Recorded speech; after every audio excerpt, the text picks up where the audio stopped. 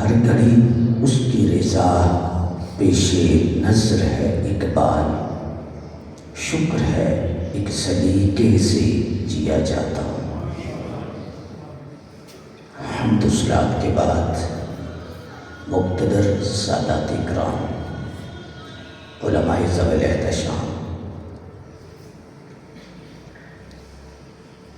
آج کا یہ عظیم الشان روحانی مختصر اجتماع محترم المقام جناب ادیب رخسار بٹی صاحب، حمزہ رخسار بٹی صاحب کے والد گرامی اور مخلص فی اللہ جناب قبلہ قاری عبدالواحد صاحبی صاحب کے چاچو جان محترم المقام جناب محمد رخسار بٹی صاحب مرحوم مغفور، ان کے سال ثواب کے سلسلہ میں انعقاد پذیر ہے۔ برصغیر کی عظیم روحانی درگاہ آستانہ عالیہ کھنڈروالا شریف، جو کسی تعارف کی محتاج نہیں، ہماری خوش بختی ہے سادات کھنڈروالا شریف بنفس نفیس تشریف فرما ہے اور ہم ان کی زیارت کر رہے ہیں۔ اللہ اس آستانہ نور کو صبح قیامت تک آباد فرمائے، کئی دہائیوں تک اس درگاہ کا فیضان کا سلسلہ اور اسلام کی خدمات کا سلسلہ جڑا ہوا ہے اس درگاہ کے ساتھ، ایک آستانے کے ساتھ، اور آستانہ عالیہ کھنڈروالا شریف کے بزرگوں کا جو فیضان ہے وہ پوری دنیا پر عام ہے۔ اللہ تبارک و تعالیٰ اس درگاہ کے تمام تر متعلقین متوسلین کو مزید برکات عطا فرمائے اور شادات کو مزید عظمتیں عطا فرمائے۔ مسلمان تسلیم سے ہے، لفظ مسلمان میں اشارہ ہے کہ آپ کسی نظام کے پابند ہیں۔ جب کلمہ پڑھتے ہیں تو آپ کسی سسٹم میں داخل ہوتے ہیں، اور جب اس سسٹم میں داخل ہوتے ہیں تو آپ من مرضی والے نہیں رہتے، کسی کی مرضی کے پابند ہوتے ہیں۔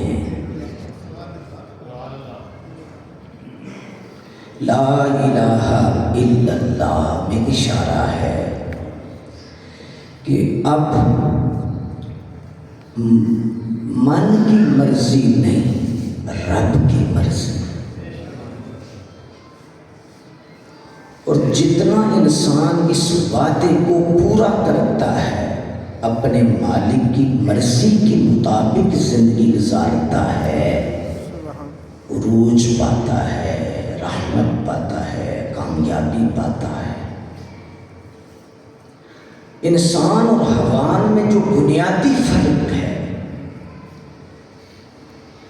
وہ مرضی گئی ہے۔ جانور من مرضی کرتا ہے، انسان رب مرضی کرتا ہے۔ جانور جو چاہتا ہے کھاتا ہے، جو چاہتا ہے دیکھتا ہے، جو چاہتا ہے بولتا ہے، اور جو چاہتا ہے کرتا ہے، اور انسان جو رب چاہتا ہے وہ بولتا ہے، جو رب چاہتا ہے وہ دیکھتا ہے، اور جو رب چاہتا ہے وہ کرتا ہے۔ آج ویسٹ اور مغربی قوتیں ہمیں آزادی کے نام پر انسانیت سے گرا کر حیوانیت میں اور ان ایسے گھڑوں میں گرانا چاہ رہی ہیں۔ اپنی مرضی سے کھاؤ، آزادی ہے، اپنی مرضی سے دیکھو۔ گجرات اور گرد و نواح اور ہمارے پاکستان میں تو گدھے بھی یہی کام کرتے ہیں، جانور بھی یہی کام کرتے ہیں۔ گدھا ہے، کتا ہے، کوئی بھی جانور ہے، وہ نہیں دیکھے گا یہ میری ماں ہے، یہ میری بہن ہے، یہ میری بیٹی ہے، کیونکہ کتا ہے، کیونکہ گدھا ہے، کیونکہ جانور ہے۔ لیکن انسان دیکھتے پہچان یہ میری ماں ہے، یہ میری بہن ہے، یہ میری بیٹی ہے، یہ حلال ہے، یہ حرام ہے، یہ کس کی زمین ہے۔ کتے کو تو نہیں پتا، جانور کو تو نہیں پتا یہ پہلی کس کی ہے، یہ گنے کس کے ہیں، یہ گندم کس کی ہے۔ گدھا ہے، جس مرضی زمین میں جائے گا منہ مار لے گا، انسان دیکھے گا نہیں ادھر نہیں جانا، میرا مالک ناراض ہو جائے۔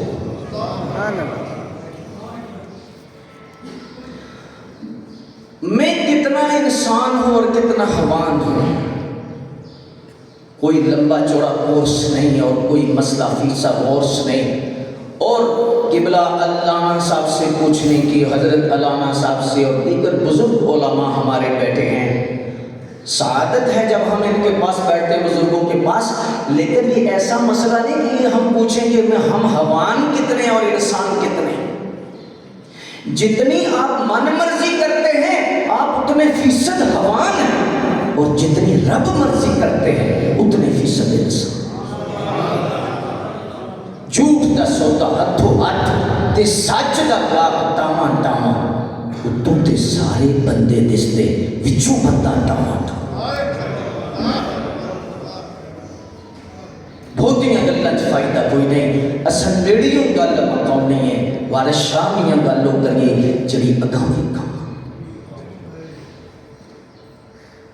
میرے بزرگوں، بھائیوں، دوستوں، یہ غور طلب بات ہے اور یہ سمجھنے والی بات ہے۔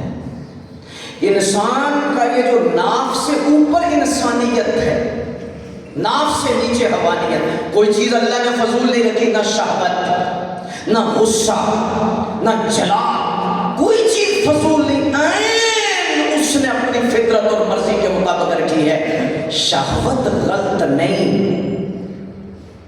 یہ وہی امتحان ہے کہ اسے اعتدال میں جب بندہ لاتا ہے عفت آتی ہے، پاکیزگی آتی ہے، طہارت آتی ہے۔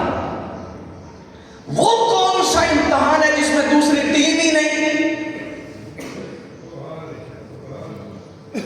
وہ کون سا مقابلہ ہے جس کا مقابلہ ہی نہیں؟ یہ جو اپوزیشن انسان کے اندر نفس و شیطان کی رکھی ہے فضول نہیں ہے، ہماری بہتری کے لیے ہے، اس لیے کہ اس سے مقابلہ کر کے رب کا قرب پانا اور اللہ اور اس کے رسول کی بارگاہ میں سرخرو ہونا ہے۔ اللہ اکبر۔ تو اس لحاظ سے مسلمان مرضی والا نہیں ہوتا۔ میں ایک درگاہ پہ بیٹھا ہوں اور قلبی طور پر اس درگاہ سے ہم جڑے ہوئے ہیں، اور جتنے اہل حق ہیں وہ اہل اللہ کی قدر اور عظمت کو تسلیم کرنے والے ہوتے ہیں۔ میں اس پاکیزہ درگاہ میں بیٹھ کر ایک ایسے درگاہ کے والی کا ذکر کرنا چاہتا ہوں۔ انہوں نے پنجابی میں ایک جملہ بولا اور آپ نے ایک ایسی ڈیفینیشن کی، دنیا جسے شیر ربانی میاں شرف پور شریف والے، اعلیٰ حضرت شرف پور شریف والے، آپ سے پوچھا گیا کہ بندہ کون ہوتا ہے، بندے کی ڈیفینیشن کیا ہے؟ تو سادہ لفظوں میں آپ نے فرمایا، پتر ہم بندے ہیں، نوکر ہیں، اور رب مالک ہے۔ کیا ہے؟ رب مالک ہے، ہم نوکر ہیں۔ دوبارہ دہراؤں گا تاکہ سمجھ جائیں، ہم نوکر ہیں، رب مالک ہے۔ تو فرمان لگی پتر مرضی مالکاں دی ہوندی ہے، نوکراں دی۔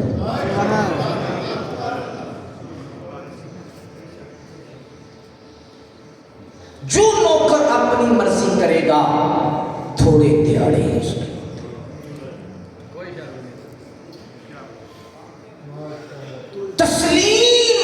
سب سے بڑا مرتبہ ہے کہ اس سے راضی ہو۔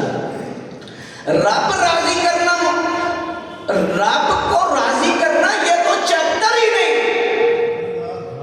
بایزید بستامی سے کسی نے پوچھا رب کو راضی کرنے کا طریقہ کیا ہے، تو اتنا بڑا آنسو نکلا، فرمانے لگے وہ ناراض کب ہوتا ہے؟ حضور پھر یہ کیا فرمایا؟ ہم نے راضی ہونا ہے، ہم راضی نہیں، ہماری رضا ہونی چاہیے۔ مسلمان تسلیم کرے، اس کے نظام کو تسلیم کرے، اس کو سسٹم کو تسلیم کرے، اس کی رضا میں راضی رہے، اور جتنا راضی رہے گا اتنا خوشحال رہے گا۔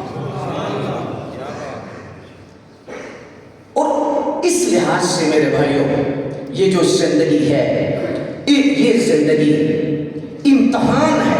ہمارے حضرت جندر شریف والوں سے کسی نے پوچھا کہ حضور یہ کافر اس زندگی میں خوش ہوتا ہے، بڑی اس کو آسائشیں ظاہری طور پر ہوتی ہیں، اور جو منافق ہوتا ہے وہ بھی خوش ہوتا ہے، لیکن مسلمان پریشان رہتا ہے، اور مسلمان کے اندر اور مسلمان کو بڑی مشکلات کا سامنا کرنا پڑتا ہے۔ یہ نہیں کھانا، یہ نہیں دیکھنا، یہ نہیں بولنا، یہ نہیں سننا، یہ نہیں کرنا، یہ نہیں کرنا۔ تو کافر کو لیے پابندی نہیں، مسلمان کے لیے پابندی کیوں ہے؟ تو ارشاد فرمایا یہ جو زندگی ہے، غور سے سمجھیے گا، اللہ کرے سادات کے صدقے اور علماء کے صدقے یہ پیغام نور کی صورت میں قلب میں اتر جائے اور ہمیں بیٹھنے کا حقیقی فائدہ مل جائے۔ فرمانے لگے یہ جو زندگی ہے، یہ جو زندگی ہے یہ خواب ہے، خواب ہے۔ اللہ والوں کی بھی سوچ کے صدقے اور سمجھانے کے صدقے، ہماری گھنٹوں کی تقریر اور ان کا ایک جملہ، میں یہ خواب ہے۔ اور یہ سوال کس نے کیا؟ شیخ القرآن مولانا عبدالغفور صاحب ہزاری نے، جندر شریف نے۔ یہ اس وقت کی بات ہے جب حضور پیر مہر علی شاہ صاحب حیات تھے، اور شیخ القرآن مولانا عبدالغفور ہزاری بعض دفعہ جوتے نہیں پہنتے اور جندر شریف حاضر ہوتے۔ تو سوال کیا کیا؟ یہی سوال کیا، کیا وجہ ہے کہ کافر آسان زندگی گزارتا ہے، منافق بھی، مسلمان کے لیے مشکل ہے۔ فرمایا یہ زندگی ایک خواب ہے، خواب کی تعبیر ہوتی ہے، حقیقت صبح ہو نہیں ہوتی۔ ایک بندہ خواب دیکھتا ہے کہ ہوائی جہاز میں اڑ رہا ہے، اس کا ویزا لگ گیا ہے، وہ جرمنی چلا گیا ہے، وہ UK چلا گیا ہے، وہ USA چلا گیا ہے، گرین کارڈ مل گیا ہے۔ خواب دیکھتا ہے مدینہ شریف چلا گیا ہے، عمرے کا ٹکٹ نکل آیا ہے، حضور کے دربار میں مکہ شریف کا سفر ہے۔ خواب ہے، صبح اٹھے گا، نہ جہاز ہے، نہ ٹکٹ ہے، نہ ڈالر ہے، نہ ویزا ہے، نہ کارڈ ہے، کچھ بھی نہیں، وہی کھٹولی اور وہی بستر اور وہی گھر اور وہی سسٹم ہے۔ آنکھیں کھولتا ہے تو کچھ بھی نہیں۔ وہ کیا تھا؟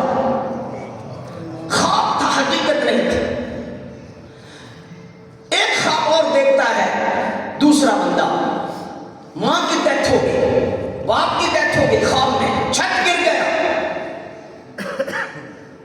سور جانور کتے پیچھے لگ گئے، جنگل میں ہے، بھڑا کے اٹھتا ہے اور پریشان ہے، آنکھ کھلتی ہے، شکر ہے خواب بھی تھا، ماں بھی زندہ ہے، باپ بھی زندہ ہے، نہ چھت گرا ہے۔ تعبیر ہو سکتی ہے، اشارہ ہو سکتا ہے، اس پر کلام نہیں کر رہا میں، لیکن جو خواب دیکھی وہ خواب تھی۔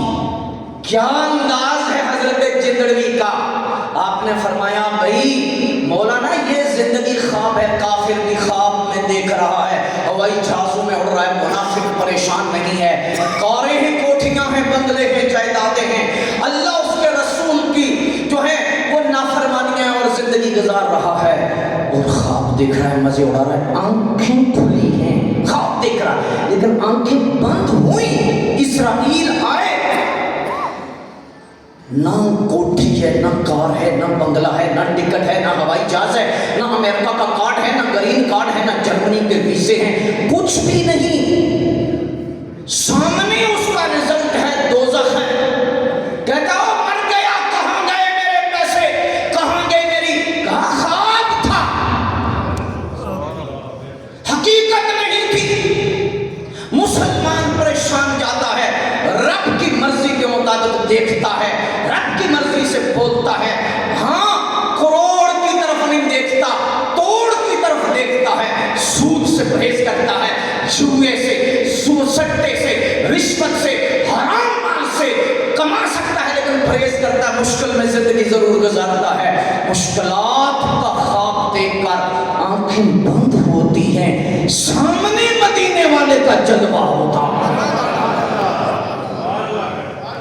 اور کہتا کیا ہے، کہتا یہ ہے شکر ہے خواب تھا، شکر ہے خواب تھا، اور خواب گزار کے جا رہا۔ منافق بھی خواب دیکھتا ہے لیکن آنکھیں کھلتی ہیں تو اسے پتا چلتا ہے حقیقت زندگی کیا ہے۔ مومن بھی زندگی گزارتا ہے اور اسے بھی آنکھیں بند ہونے کے بعد کھلتی ہیں۔ خوش نصیب ہے وہ شخص جس کی آج کھل جائے، آج پتا چل جائے کہ حقیقی زندگی کیا ہے۔ حضرات، مختلف قسم کے فتنے اور مختلف قسم کی آج ایسی سازشیں اسلام کے خلاف ہو رہی ہیں، میں اپنے وقت میں رہتے ہوئے آپ کی توجہ ضرور دلانا چاہ رہا ہوں۔ اسی انسان کی جو کامیابی ہے، میں اس کے لیے ایک جملہ بولنے لگا۔ قرآن نے نا انسان کی فکر کو چینج کیا، خیال کو چینج کیا۔ قرآن انسان کی فکر بدلتا ہے۔ قرآن میں جتنی گہرائی ہوگی، جتنا آپ قرآن کو سمجھیں گے، قرآن بندے کا ذہن چینج کر دیتا، فکر چینج کرتا، خیال چینج کرتا۔ قرآن کی سینکڑوں آیات میں ایک فکر ہے، اور وہ فکر کیا ہے؟ وہ فکر یہ ہے کہ تیری اصل زندگی کیا ہے۔ أَفَحَسِبْتُمْ أَنَّمَا خَلَقْنَاكُمْ عَبَثًا وَأَنَّكُمْ إِلَيْنَا لَا تُرْجَعُونَ۔ فکر چینج کرتا ہے کہ اے انسان ذرا غور کر،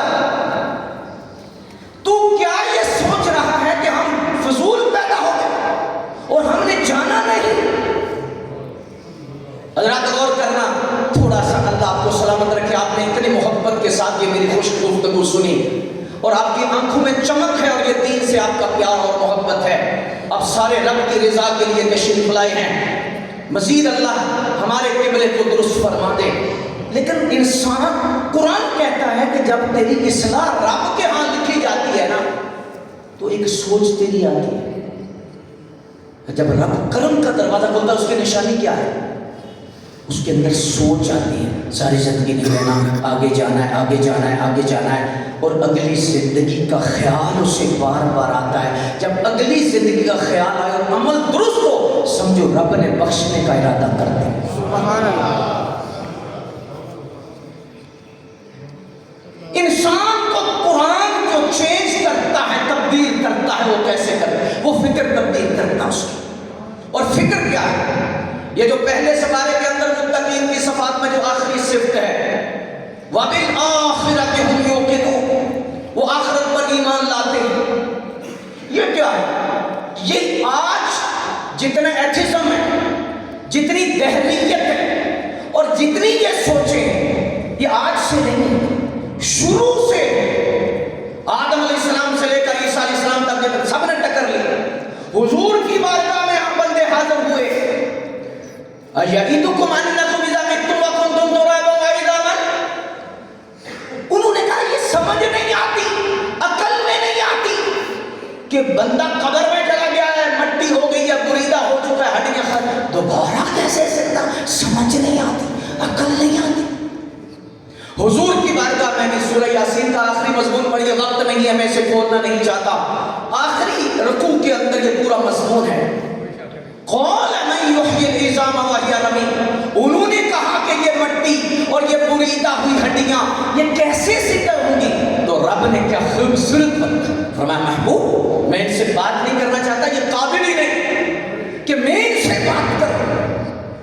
قل يحييها الذي أنشأها أول مرة وهو بكل خلق عليم الذي جعل لكم من الشجر الأخضر نارا فإذا أنتم منه توقدون أوليس الذي خلق السماوات والأرض بقادر على أن يخلق مثلهم بلى وهو الخلاق العليم إنما أمره إذا أراد شيئا أن يقول له كن فيكون. فرمایا محبوب اس سے پوچھئے آج تو یہ پیدا ہوا, آج تو اس کا سٹرکچر موجود ہے, یہ دربار شریف کا خوبصورت مسجد ہے, آج اس کا نقشہ بھی ہے, آج اس کا مٹیریل کتنی خوبصورت ہے. اس کو جو ہے وہ دوبارہ بنانا آسان ہے, لیکن نقشہ بھی نہ ہو, مٹیریل بھی نہ ہو. پہلے بنانا مشکل نہیں ہے, پہلے بنانا مشکل ہے اور دوبارہ بنانا مشکل نہیں ہے. اللہ فرماتا ہے محبوب اس سے پوچھئے آج جو بڑے تمکرات اور دھڑلے سے کہہ رہا ہے اور بڑی ہی خوبصورتی سے کہہ رہا ہے اور کس انداز میں کہہ رہا ہے اور کس سوچ سے کہہ رہا ہے, کیسے زندہ ہوگا. تھوڑی سی غور کرنی ہے, میں جس فتنے کی طرف توجہ دلا رہا ہوں. چوکیدار کی آواز دینا شور نہیں ہوتا, انتشار نہیں ہوتا. چوکیدار کی آواز مالک سے وفا ہوتی ہے. جو چوکیدار کی آواز کو شور سمجھتے ہیں یا چور سے ملے ہوتے ہیں یا جاہل ہوتے ہیں. جس فتنے اور جن فتنوں کا ہمیں سامنا کرنا پڑ رہا ہے, میری نوجوان نسل بیٹھی ہے, عقل نہیں مانتی.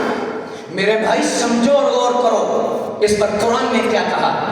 اللہ نے فرمایا محبوب اس سے پوچھئے یہ جو قبر میں آج تھا, آج تو مٹی قبر میں جسم گیا ہے, جسم کے بعد اس کی جو ہے سارا مٹیریل ہے, ابھی تو یہ قطرہ بھی نہیں تھا, یہ زمین میں مٹی تھا. مٹی سے ہم نے گندم بنایا, مالٹا بنایا, اخروٹ بنایا, انگور بنائی, کھجور بنائی, یہ سارا پھل بنایا, فروٹ بنایا. اس نے کھایا, اس کو طاقت آئی, اس کے سن میں طاقت آئی. وہ مٹی سے فرمایا کھجور کا ذائقہ, انگور کا ذائقہ, اخروٹ کا ذائقہ, پھلوں کا ذائقہ, گندم کا ذائقہ ہم نے سب کر کے اس کے اندر ایک قطرہ بنایا. قطرے کو فرمایا 3 ہندیروں میں رکھا, پیٹ کا ہندیرا, بچہ دانی کا ہندیرا, پھر اس جھلی کا ہندیرا اس میں ہم نے رکھا اور رکھ کے فرمایا اس قطرے کو لوتھڑا بنایا. لوتھڑا بنا کے خوبصورت نقشہ بنایا. خوبصورت نقشہ کس طرح بنایا؟ الذی خلقک فسواک فعدلک فی ای صورت ما شاء رکبک کلا بل تکذبون بالدین والتین والزیتون وطور سینین وهذا البلد الامین والشمس وضحاها والقمر اذا تلاها والنهار اذا جلاها واللیل اذا یغشاها والسماء وما بناها والارض وما دہاها. فرمایا قطرے سے لوتھڑا کس نے بنایا؟ ہاں ہڈیوں کا جھالا کس نے بنایا؟ خوبصورت نقشہ کس نے بنایا؟ اور پھر ایسا بنایا, ایسا خوبصورت بنایا اور ایسا مختلف بنایا کہ ایک باپ کے 6 بیٹے ہیں, اربوں خربوں انسان ہیں اور اتنا جہان ہے, اتنا علادہ بنایا کہ ایک کا انگوٹھا بھی دوسرے سے نہیں لگے.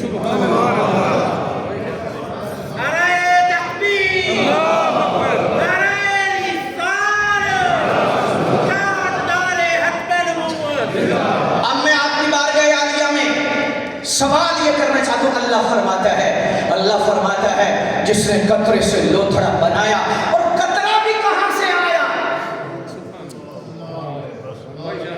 کھجور سے, انگور سے, اخروٹ سے, مالٹے سے, کیلے سے, پھلوں سے, اناج سے قطرہ کس نے بنایا؟ جرمز کس نے رکھے؟ وہ کون سی ذات ہے؟ گجرات یونیورسٹی میں میرا لیکچر تھا ماضی قریب کے اندر, اور لاہور میں یہ نہیں بتانا چاہتا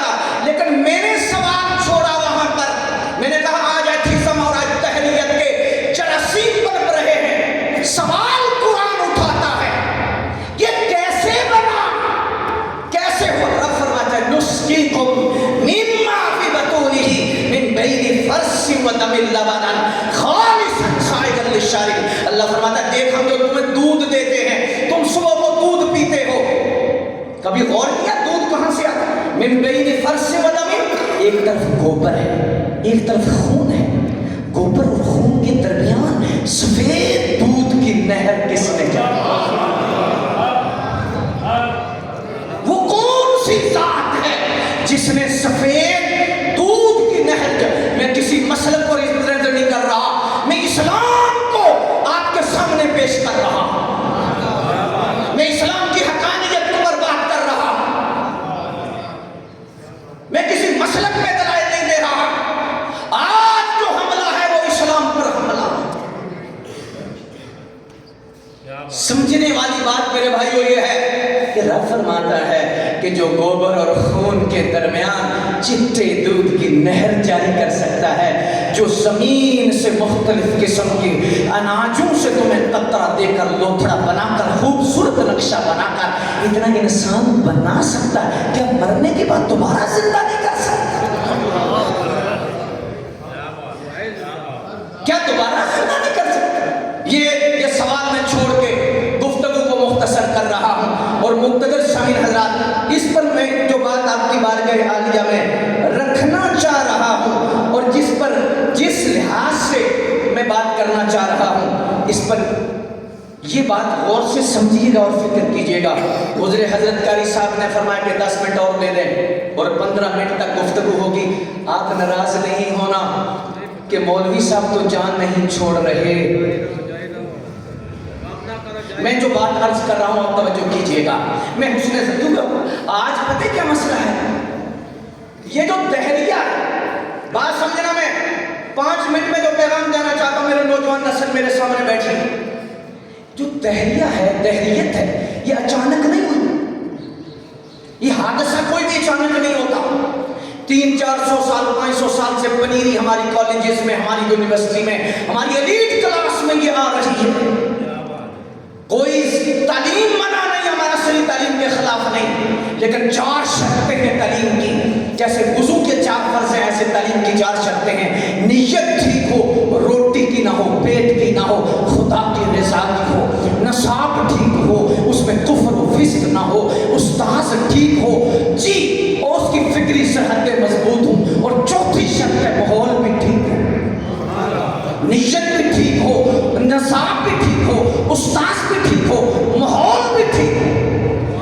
کوئی زبان پڑھنا منع نہیں، نہ انگلش پڑھنا منع ہے، نہ عربی پڑھنا منع ہے، نہ فارسی پڑھنا منع ہے. زبان کا کیا قصور ہے؟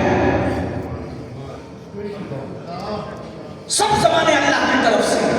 مسئلہ زبانوں کا نہیں، مسئلہ اور ہے جو سمجھنے والا ہے.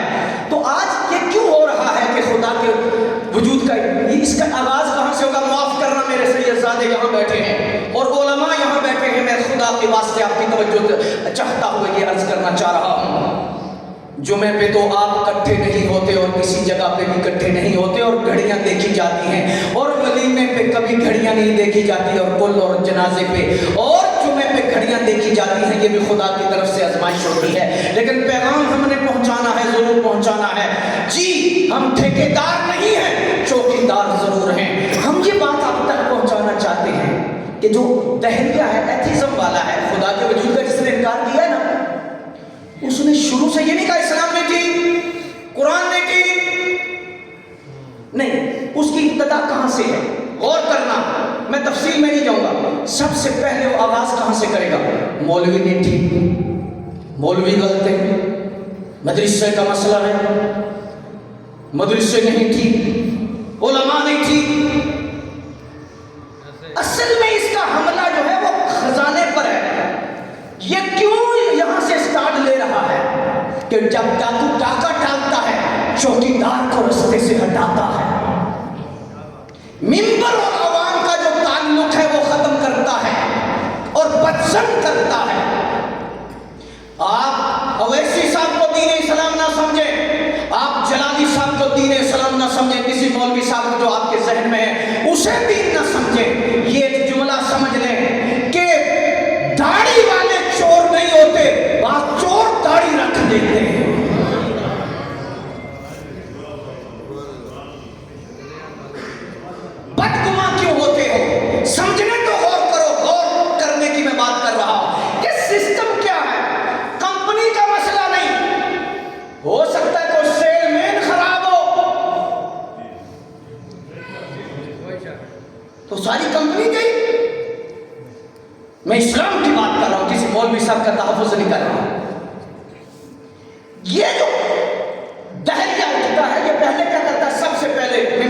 مسلح مولوی علماء، اسے پتا ہے کہ چوکیدار کو گراؤں گا تو خزانے پہ جاؤں گا۔ دوسرا حملہ کیا کرتا ہے؟ ولی کیا ہے، دادا صاحب کیا ہے، غوث پاک کیا ہے، بایزید بستامی کیا ہے، محمد بن قاسم تو لٹیرا تھا، یہ کون لوگ ہوتے ہیں؟ دوسرا ولایت پہ حملہ کرے گا۔ جب یہ 2 دروازے کراس کرے گا، تیسرا دروازہ سینے پہ ہاتھ رکھ کے سننا، غور سے بات سننا۔ تیسرا حملہ کیا کرے گا؟ صحابہ نے کیا کیا؟ مشاجرات کو چھیڑے گا، جنگ صفین کو چھیڑے گا، جمل کو چھیڑے گا اور ان چیزوں کو ڈسکس کرے گا۔ اصل میں اس کا جو تیسرا حملہ ہے شارق پر ہے۔ پہلے اس نے بازو کاٹنے کی کوشش کی اور اس نے پاؤں کاٹنے کی کوشش کی، اب شارق پہ حملہ کر رہا ہے۔ اسے پتا ہے کہ یہ صحابہ اور اہل بیت وہ پل ہیں جو امت کو نبی سے ملاتے ہیں۔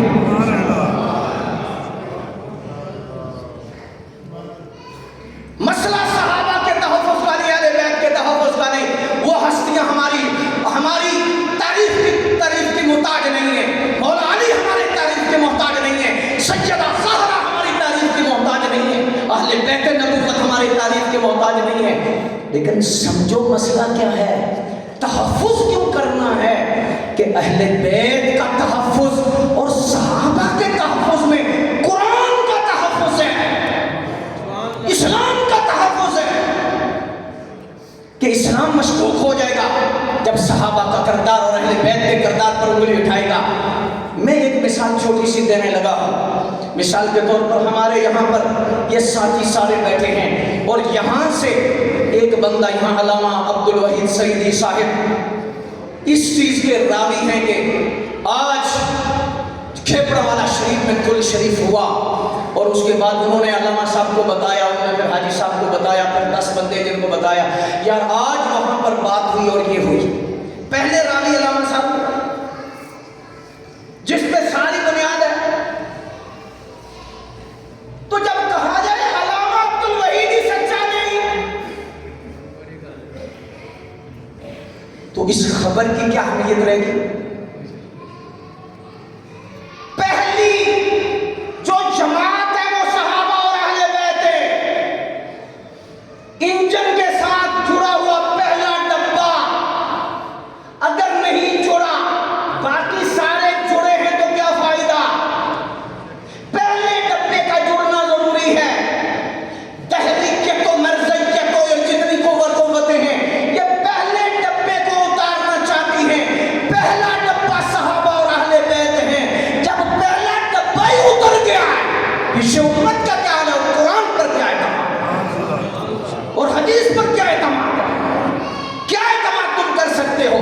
اس لحاظ سے میرے بھائیوں، اس میں قرآن مجید پر میرے پاس ایک جہلم سے آدمی آیا اور وہ چونکہ رہتا تھا اور بات مکمل کرتے ہیں اور اپنے وقت مقررہ پر میں چھوڑنا بھی چاہتا ہوں۔ میں صرف انہوں نے آ کے مجھ سے کہا کہ علامہ صاحب آپ کی گفتگو ہم بڑی سنتے ہیں اور وہاں بھی سنتے ہیں، خیر انہوں نے اپنی طرف کہنے لگا ایک بات کی مجھے سمجھ نہیں آئی اور ساتھ آہستہ سے کہہ دیا ہم باہر بھی لے جاتے ہیں۔ ہم نے آہستہ سے کہا آپ کا کام باہر لے جانا ہے، ہمارا کام اندر لے جانا ہے۔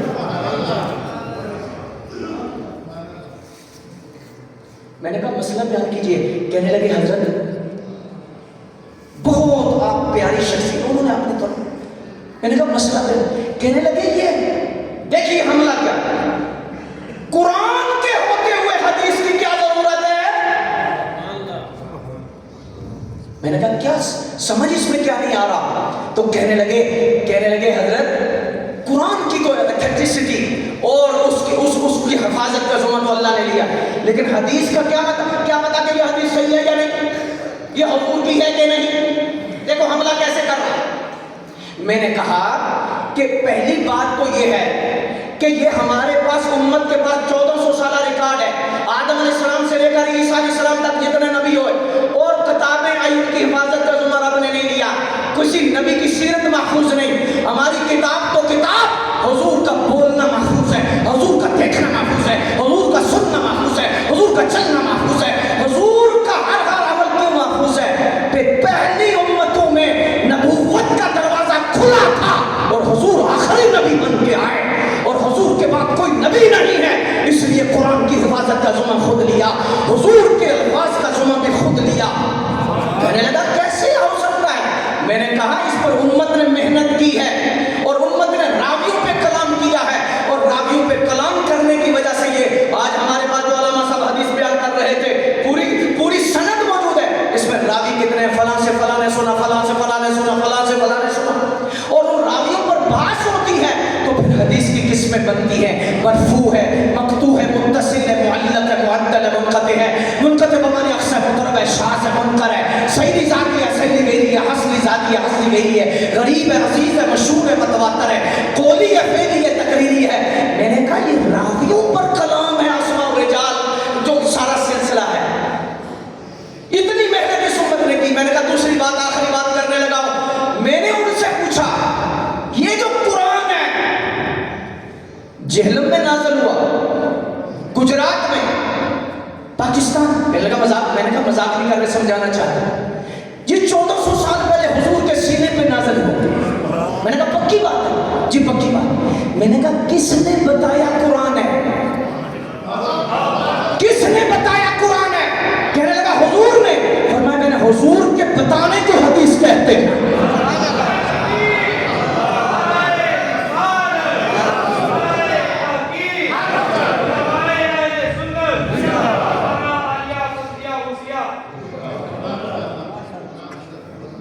किसने बताया कुरान है? हुजूर ने। इसे हदीस कहते हैं। हदीस को माने बगैर कुरान का क्या एतबार है? इसलिए अल्लज़ीना युमिनूना बिल गैब में इशारा सबसे पहले मुत्तक़ीन की सबात बयान करते हुए इस तकीज़ा दरगाह को मैं सलाम पेश करते हुए इजाजत चाहने लगा। तफसीर में नहीं जान, सबसे पहले जो मुत्तक़ीन की सबात बयान की वो क्या है? अल्लज़ीना युमिनूना बिल गैब, मानो इसे जो हमने भेजा है, बस इन पर अगर ईमान हो गया तो फिर बाकी सारी सबात आ जाएंगी। तो इस लिहाज से मुक़द्दर समीन हज़रात, इसके बाद पहला हमला ये एथीज़म का उलमा पे है, फिर औलिया पे है, फिर सहाबा पे है, फिर हदीस पे है, फिर कुरान पे है, फिर जनाब रिसालत मआब के इनकार पर है, आखिर पर कहता है हमें क्या पता खुदा कौन है। यहाँ शुरू कहाँ से हुआ ये? मेरी आपसे गुजारिश है, कुल शरीफ हमारे रुखसार भट्टी साहब अगर शहर में जुमा पढ़ते तो या रसूल अल्लाह मस्जिद में, और उनकी ख्वाहिश थी कि कुल पे मैं हूं, तो इसीलिए इन्होंने की मेहरबानी की इन्होंने वक्त आगे किया, क्योंकि एक नशिस्त और थी और जनाजा था जिसमें शिरकत करके मुझे आना था। अल्लाह इनको सलामत रखे और इन पे अपना खास फजल करम नाज़िल फरमाए। मैं आपकी बारगाह में आखिर पर ये अर्ज करना चाह रहा हूँ, 1 मिनट अभी बाकी है और मैं माइक को छोड़ना चाहता हूँ और दुआएं आप लेना चाहते हैं इन बुजुर्गों से। सिर्फ इतना कहना चाह रहा हूँ, इस्लाम पर जितने हमले हैं समझो, और उनकी बुनियाद जहाँ से शुरू हो रही है वो समझो, मैं समझाना चाहता। और दूसरे नंबर पर जितना शरीयत ने जिस चीज़ पे जोर दिया उतना जोर दो, जितना फ़र्ज पे जोर है उतना फ़र्ज पे, जितना सुन्नत पे, जितना सुन्नत पे, जितना मुस्तहब पे। कुल पे इतना जोर ना दो, फजर पे नाराज नहीं होना, बदगुमानी नहीं करनी, कुल मुस्तहब है, मुतलक दुआ सुन्नत मुक़द्दा है, लेकिन फजर, ज़ोहर, असर, मगरिब, एक बंदे ने फजर नहीं पढ़ी और कुल में आया है, उससे तो पूछे अल्लाह के बंदे कुल जरूरी था या फजर? जनाजा गुजर वाले जाके पढ़ा इसने, मंडी बावलदीन पढ़ा है, खालिए पढ़ा है, मलक वाल पढ़ा इसने, मियानी और बहरे जाके जनाजा पढ़ा है, और ज़ोहर रास्ते में कज़ा हो गई और फजर उसने पढ़ी नहीं और मगरिब की फिक्र नहीं। उससे पूछो कि ये जनाजा इतना ही जरूरी है? अगर इबादत का जज्बा होता तो फजर न रहती, इबादत का जज्बा होता तो ज़ोहर न रहती, इबादत का जज्बा होता तो ये सारी। इसलिए और दूसरे नंबर पर मैं आपकी बारगाह में ये अर्ज करना चाह रहा हूँ, 2 जुमले ये समझ लीजिए, गौर कीजिए। अपने हकूक़ुल इबाद में हकूक़ुल इबाद का ख्याल कीजिए, रिज़्क़ हलाल का ख्याल कीजिए, हकूक़ुल्लाह और हकूक़ुल इबाद का ज़रूर ख्याल रखिए। जी, अपनी ज़िंदगी में बेटी का हिस्सा ज़रूर दे के जाइए और बच्चों को कह के जाइए कि बेटी का हिस्सा ज़रूर देना है, बहनों का हिस्सा ज़रूर देना है। कभी अपनी कब्र को बोझ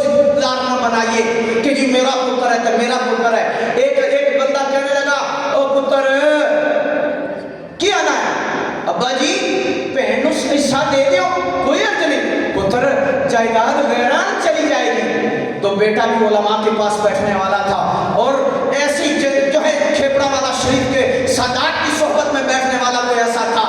उस बेटे ने कहा अब्बा जी जायदाद गैरों की तरफ चली जाएगी, लेकिन जब बेटी गैरों की तरफ गई है फिर ख्याल नहीं आया।